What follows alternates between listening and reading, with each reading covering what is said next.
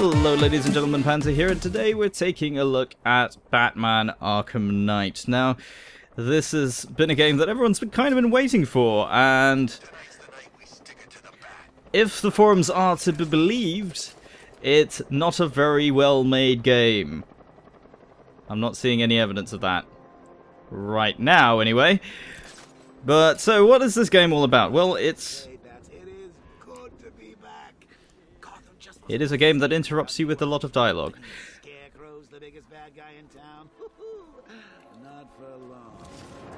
So, what is it about? Well, this is part of the Arkham series. Now, that started off with Arkham Asylum, followed by Arkham City, Arkham Origins, and now we are here with Arkham Knight. So it is the fourth game in the series. And it's now set in Gotham City, so we're now in a totally different location, and it's a very interesting looking place. Kind of looks a little bit like old Paris combined with a bit of Vegas here and there. Or at least that's what it looks like to me. I'm probably completely wrong. So you play as Batman. You now have a whole new Batsuit, which kind of resembles something that Iron Man would wear. It's got a lot of these flexible metal plates and all sorts of nice looking stuff in there. So it's very different to the ones that you've seen in Asylum and all of the others before it. Now there is the first of the frame drops that we've had so far. But I'll get onto that in a minute. So first I want to talk about the actual gameplay, because I've played Asylum and City and I enjoyed them a lot, and mainly because of the combat system. The story itself, especially in City, was kind of a mishmash, really. It had some good points, but it felt a little bit too rushed. Asylum was very nicely paced and had very good detective elements, including the Riddler challenges, which were actually very interesting, and just became kind of a boring fetch quest in Arkham City, to be frank. I didn't play a lot of Arkham Origins, and the reason is because they didn't quite get how the combat was supposed to be done. So, to demonstrate my point, I'm looking for some thugs at the moment. Oh, over there are some tanks. We'll get onto that in a minute. I'm looking for some thugs to go and fight at the moment, so I can demonstrate my point about the combat system. See, there's some there right now. So it has what they call the free flow combat system,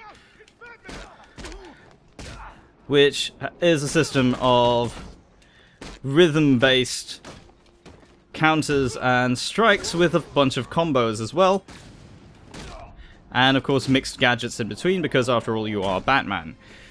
And if you time it right, it's over very, very quickly, but I'm playing on the hardest difficulty right now, so a lot of the actual cues and stuff aren't there, and the timings are a little bit accelerated, but for the most part, it's quite enjoyable still. The problem that Arkham Origins had was that it just wasn't rhythmic in any way. It lacked that sort of finesse that the Arkham Asylum and Arkham City had. So this is kind of a return to form for them. And you can sort of just direct your throws there, and do counters, and so forth. And that's a throw as well, which is new actually. You can now counter and throw them into a particular direction if you want to, which is very nice.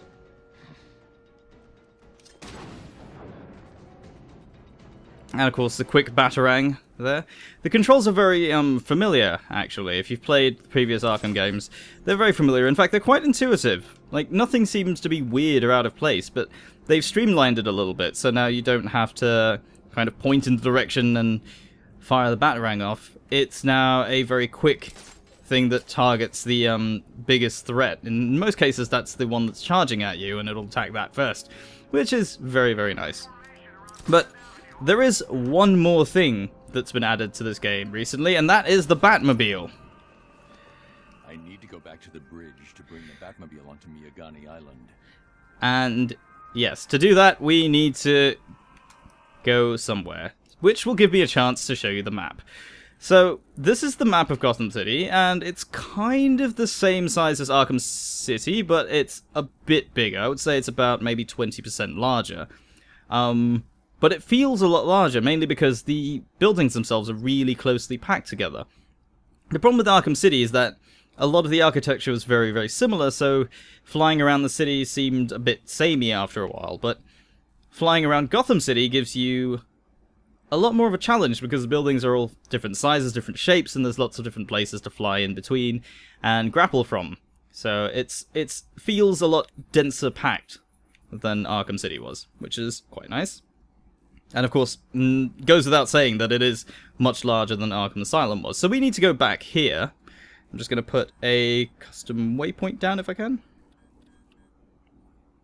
Yeah, let's put one there. So I can show you the Batmobile. Also, boost gliding is still a thing. You can still grapple on things and boost yourself over. And that's upgradable as well, so you get an even stronger boost if you want to. So you can catapult yourself around instead of just kind of gliding. I didn't mean to land on that. I think we're going that way. Yeah, that's the way we're going.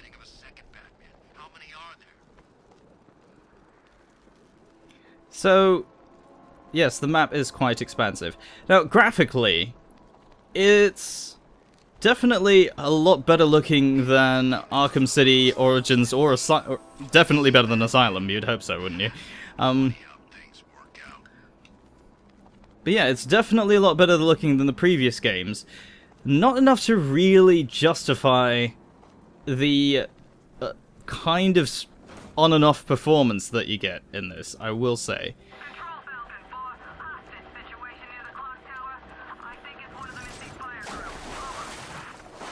Apparently Batman can swim. That probably wasn't supposed to happen. But yeah, so it's definitely much better looking. That was a fail. But it just doesn't seem to justify the frame rate problems that people seem to be having. I mean, I have some of them. It's currently dropping to just below 30 now. But a lot of the time, particularly indoors, it seems to be around about 60. In fact, you can uncap the frame rate using some configuration file magic to get it up to 120 or 90 or whatever you prefer. So you can uncap the frame rate. It's just that it seems to be very hit and miss in terms of its actual performance. Like right now, it's about 40 frames per second. But on average, I get about 50, and I'm running a single GTX 970. Oh. Yeah, that wasn't supposed to happen. But we have a tank, or at least a Batmobile. Hang on. I just kind of always wanted to do that.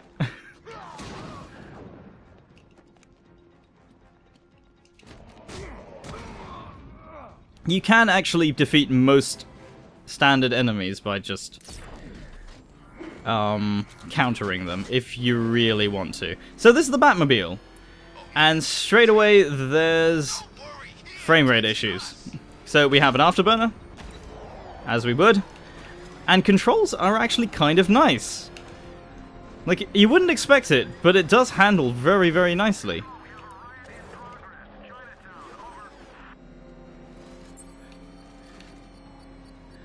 And it has a battle mode, which allows you to strafe and do some very quick movements. Gives you some weapons as well. And of course there are different weapons for taking down the enemy drone tanks. Yes, they are drones. And different weapons for taking down thugs. So we have a Vulcan cannon over here, and we have a big 60mm cannon over there. And a secondary weapon, which is a sort of missile launch thing, which powers up depending on what you, on how many kills you get, basically. So it's kind of like a kill streak weapon. And it has one additional ability, which I quite like. It's this power winch.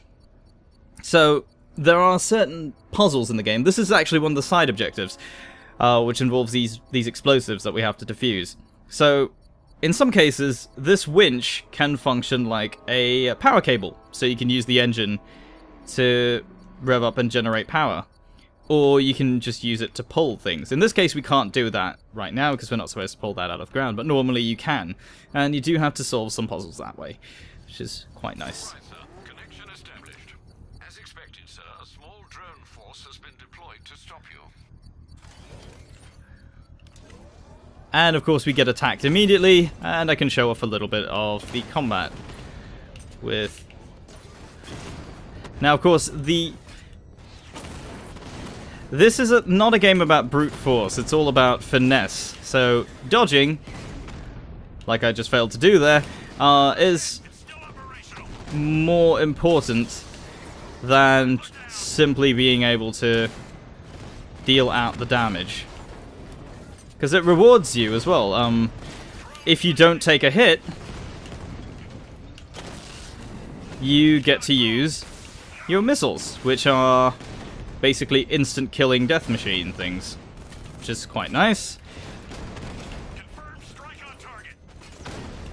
And I'm getting hit like crazy right now. Now, the machine gun doesn't do a lot of damage. It's mainly this cannon that you have here that you can use. Alternatively, let's see if I can get close enough to do it, you can just ram them. Far away, sir. They'll detonate the device.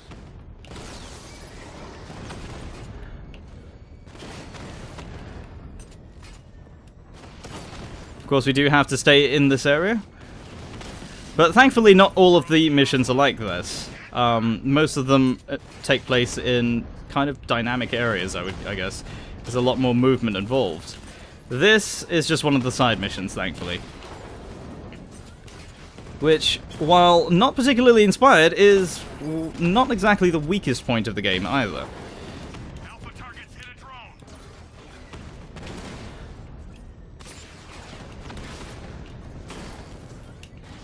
Now, there are two stages to this rocket system as well, so if we power it up to its maximum, which I can hopefully do,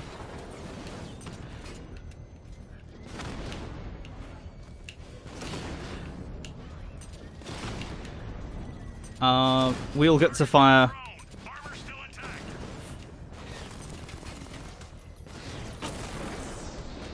Nope. Okay, so we didn't manage to do it that time. But basically it allows you to attack more than one target at a time, which is quite nice.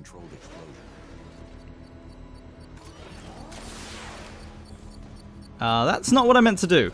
Now, I will say that controls for the Batmobile aren't the best. The X button is your brake and the left trigger is switched to battle mode, which I don't really like. Gotta say. Alright, so now we can power up the engine and transfer power. Now you kind of have to follow that yellow bar there on the bottom right. So you can't over rev it, and you kind of have to just keep it at that sort of ideal amount for however long it's required. But yeah, so how does the mission system work? Well, if we just have a look at, if I remember how to do it, yep, here it is. So if we hold down right on the D-pad, I don't know what it is on keyboard because I've been using the controller the entire time, these are your objectives. So obviously this interface is very nicely set up for playing with a controller, because it's a wheel. So you can select any one of these, and that tortured creature was once a man. Dr. Kirk Langstrom. We select it by simply releasing the D-pad. If you tap it, it does the same thing, but you have time to read things. So if you want to quickly switch between objectives, you can do that. So these are all side missions. This is the main story. So, oh, and that is the Arkham Knight over there. So he's our main villain. Well, I say main villain. He's not really the main villain. Scarecrow is actually the main villain, but whatever. So, obviously you do want to see more Batmobile stuff, so let's do that.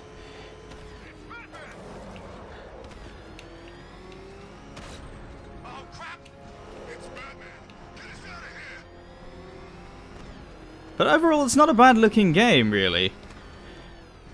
All I can really say about the game is that it's a nice return to form, at least for the Arkham series after Arkham Origins.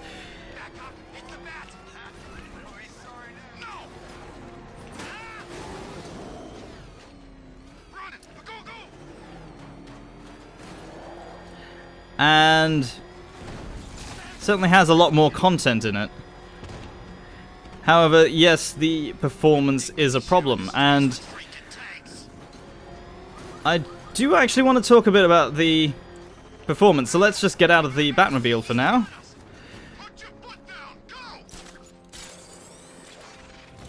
And let's go to a nice little perch. So, as far as I can tell, if you are using an Nvidia card, you have the option of using the GameWorks functionality, which will give you things such as interactive smoke and much better graphical fidelity if that's what you want.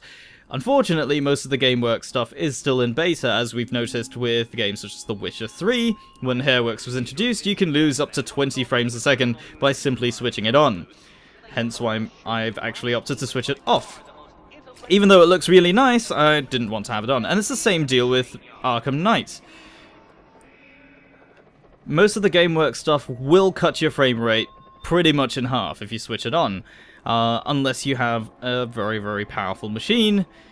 But if you're running an AMD card, or if you are, like me, running off a single GTX 970 or similar, you will notice the performance drop significantly. But in addition to that, the frame rate isn't always consistent. Like, I haven't had the sort of disastrous frame rate that a lot of people are talking about, but I have noticed significant frame drops, and that is something to be worried about. If you're not running a powerful machine, this is not going to be a game that you'll be able to play particularly well. While I experience frame drops, for me, it's still playable. It is definitely still playable. But for anybody with a mid-range or low-end PC, that's not going to be the same for you. It's definitely going to be much worse.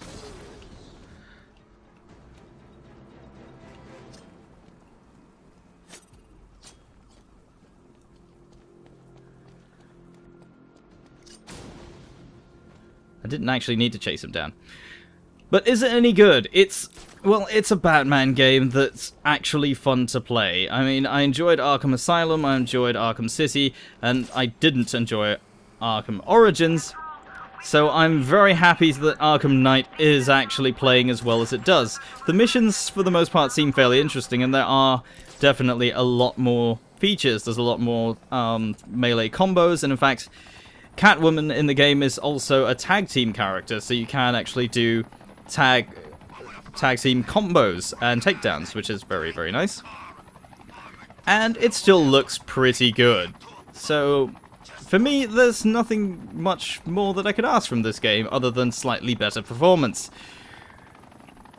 But there you have it, ladies and gentlemen. This has been Panzer taking a look at Batman Arkham Knight, now available on Steam for $60 or your regional equivalent. There is a collector's edition which will give you the season pass if that's what you're interested in. But yeah, go and check it out. If you've liked the previous Arkham games, this is more of the same with a bit more added on, essentially. And I'm enjoying it quite a lot. But thank you very much for watching, and I'll see you next time.